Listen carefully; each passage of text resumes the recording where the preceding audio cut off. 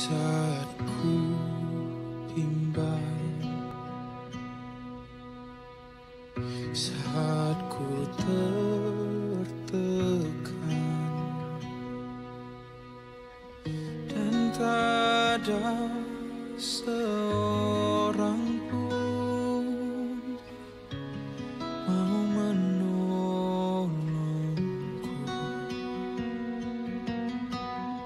Padamu ya Tuhan,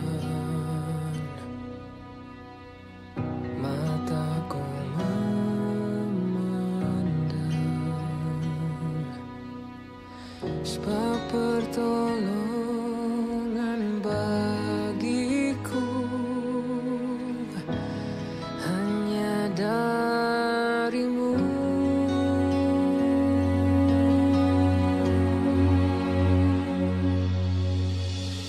Tuhan, ku percaya tangan-Mu menjaga,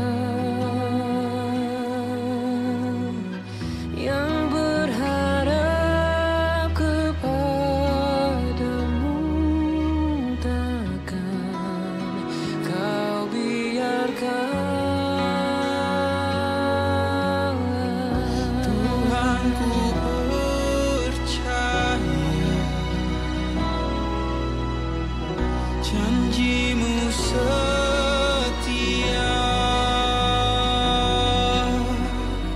tetap ku hidup bagimu sampai selamanya.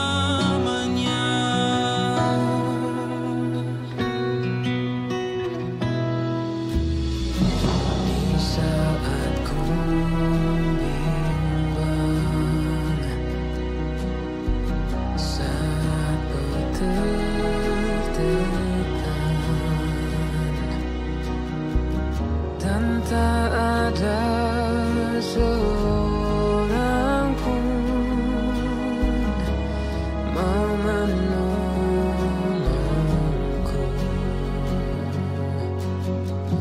Padamu ya Tuhan, mataku memandang, sebab pertolongan bagiku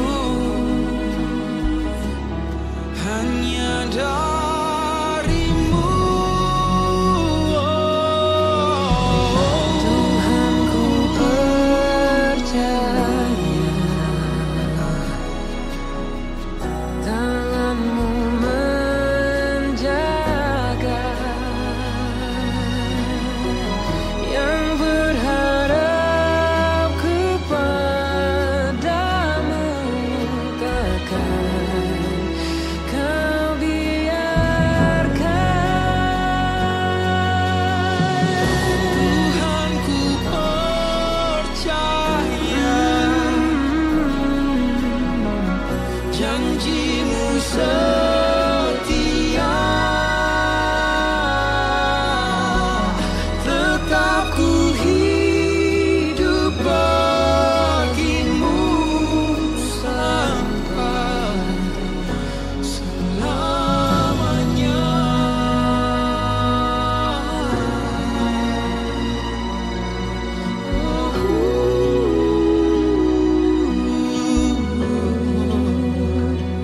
Shalom, selamat pagi Bapak Ibu yang terkasih.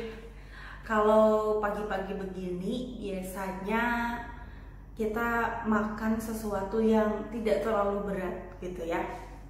Saya pun membawa makanan nih Bapak Ibu. Nah, ini ada mie instan dan ini ada Quaker oat.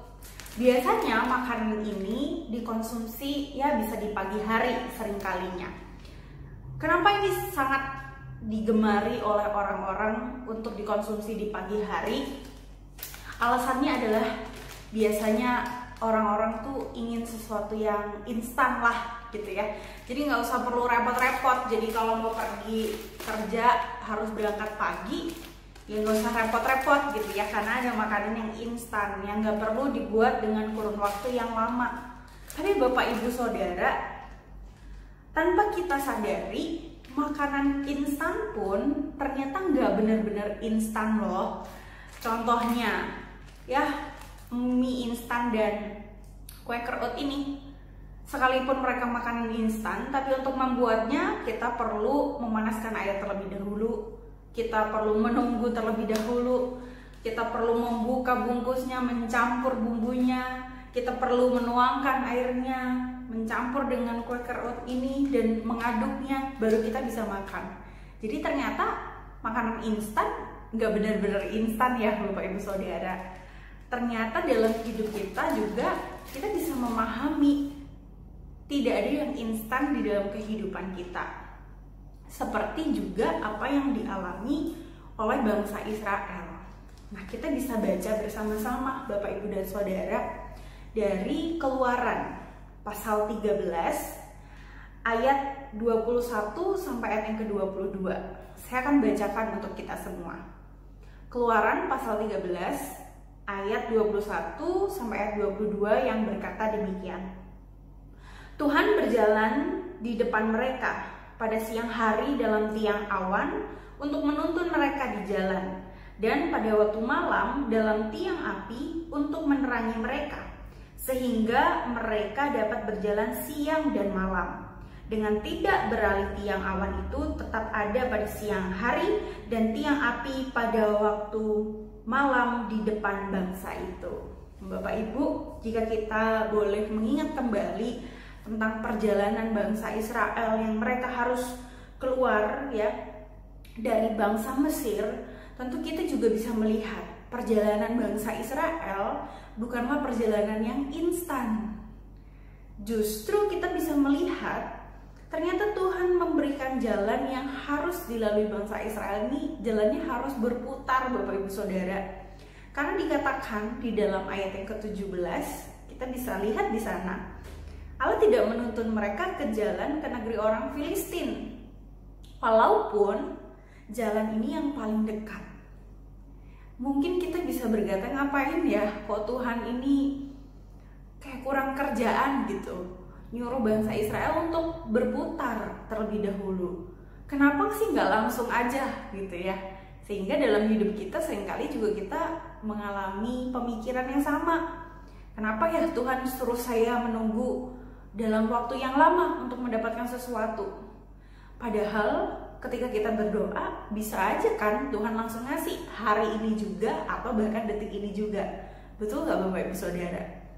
Ternyata Tuhan meminta kita untuk menghargai yang namanya sebuah proses dalam kehidupan. Tuhan meminta kita untuk menghargai waktu penantian yang memang ada dalam kehidupan manusia, kehidupan para umatnya.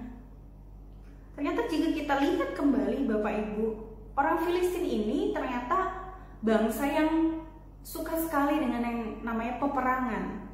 Sehingga Tuhan pun juga tidak mengirimkan atau membuat bangsa Israel ini menghadapi bangsa Filistin ini agar mereka tidak kembali lagi ke Mesir gitu ya.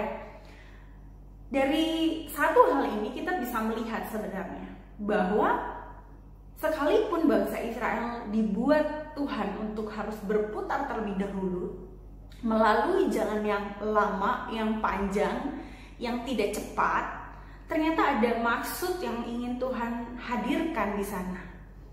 Ada maksud yang ingin Tuhan tunjukkan. Ada sesuatu hal yang tengah juga Tuhan siapkan untuk bangsa Israel. Bapak Ibu, jika kita bisa lihat dari yang kita baca di ayat 21 dan 22, kita pun bisa melihat sekalipun bangsa Israel ini harus melewati jalan yang berputar, tapi Tuhan tidak meninggalkan mereka. Justru Tuhan terus berada bersama-sama dengan mereka, baik itu siang hari, baik itu malam hari. Tuhan memberikan tiang awan di siang hari dan tiang api di malam hari. Agar apa? Agar bangsa Israel ini juga bisa melihat bagaimana Tuhan dengan sungguh luar biasa memberkati dan menyertai mereka. Bapak, Ibu, dan Saudara yang terkasih, mereka harus menuju jalan yang tidak mudah Jadi bukan berarti jalan yang panjang dan memutar itu karena jalannya lebih mudah, lebih landai. Oh, tidak ada peperangan di sana. Bukan berarti begitu juga gitu ya. Tetap ada tantangan yang dialami dan dilalui oleh bangsa Israel. Ya, jika kita melihat dalam teks yang kita baca tentang Allah menuntun umatnya, kita juga bisa melihat bagaimana Allah menuntun bangsa ini berputar melalui jalan di padang gurun menuju ke Laut Teberau. Ya, di padang gurun tentu jalan yang tidak sejuk, ya, jalan yang tidak membuat kita merasa enak untuk bisa berjalan gitu ya. Tentu ada rasa panas, tentu ada keletihan, tentu ada perjuangan yang ekstra. Tetapi itu semua Tuhan lakukan sebagai bentuk tuntunannya kepada umatnya, kepada bangsa Israel. Hingga bangsa Israel boleh sampai ke tanah yang dijanjikan Tuhan untuk mereka. Bapak, Ibu, dan Saudara terkasih, bukankah hidup kita juga demikian? Kadang kita diminta Tuhan melewati jalan yang tidak mudah. Jalan yang harus kita lewati panjang, berliku, terik, dan butuh perjuangan yang ekstra. Tapi di tengah-tengah segala jalan kehidupan kita diingatkan satu hal pada pagi hari ini, yaitu bagaimana Tuhan menuntun kita dan melatih kita. Melatih untuk apa? Untuk kita punya iman yang terus kita berikan kepada Tuhan, hati yang terus kita berikan kepada Tuhan di segala kondisi hidup kita. Siapa sangka kita sampai detik ini harus berjuang melawan pandemi. Bahkan kita yang tadinya bisa beribadah di gereja, kini benar-benar tidak bisa beribadah di gereja. Bukankah ini juga kembali mengajarkan kepada kita tentang apakah kita juga terus mau percaya kepada setiap tuntunan Tuhan, penyertaan Tuhan di tengah pandemi ini? Bapak, Ibu, pandemi ini mungkin satu dari sekian banyak ya, pergumulan dan jalan yang berat yang harus kita lalui. Tapi ada satu hal yang tetap sama, yaitu Tuhan yang tidak pernah meninggalkan kita. Tuhan yang memberikan penyertaan kepada bangsa Israel juga memberikan penyertaan kepada kita sampai detik ini. Mari kita belajar bersama-sama untuk melihat, nggak apa-apa hidup kita nggak instan. Nggak apa-apa semua hal yang kita inginkan dan harapan nggak bisa kita peroleh dengan cepat dan instan. Yang terutama adalah kita tetap bisa merasakan kehadiran Tuhan di dalam hidup kita. Mau doa kita dijawab cepat, mau nggak cepat nggak apa-apa. Mau kita punya pergumulan yang banyak, mau pergumulan kita udah selesai ya, dan tinggal sedikit, nggak masalah. Yang penting adalah bagaimana kita benar-benar memberikan diri kita kepada Tuhan, dan terlebih lagi kita bisa merasakan kehadiran Tuhan di segala kehidupan kita.